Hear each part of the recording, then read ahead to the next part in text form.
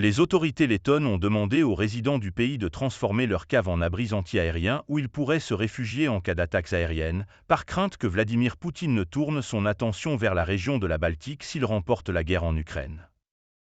Vilni Kirsi, le maire de Riga, la capitale de la Lettonie, a averti ses compatriotes de se préparer à se réfugier dans leurs caves. Nous appelons tout le monde à s'assurer que les caves sont renforcées pour être utilisées comme abris en cas d'urgence, a-t-il déclaré. La Lettonie, ainsi que ses voisins l'Estonie et la Lituanie, sont soupçonnés d'être en tête de liste de Poutine si son invasion de l'Ukraine réussit. Les pays baltes travaillent à renforcer leur défense, avec la commission de défense civile de Riga entamant la construction d'abris dans les bâtiments publics de la ville.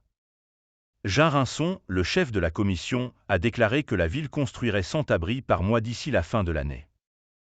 Les caves des bâtiments publics, des écoles, des maisons de retraite, des hôpitaux et des municipalités seront inspectées par les autorités, qui les prépareront à servir de lieu de refuge en cas d'attaque, a-t-il déclaré aux médias locaux.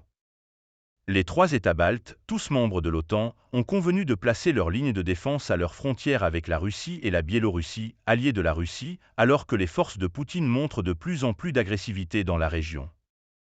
La guerre de la Russie en Ukraine a montré que, en plus des équipements, munitions et forces humaines, nous avons également besoin de structures de défense physique à la frontière, dès le 1er mètre, pour protéger l'Estonie, a déclaré Hanno Pevkur, le ministre estonien de la Défense, il y a quelque temps.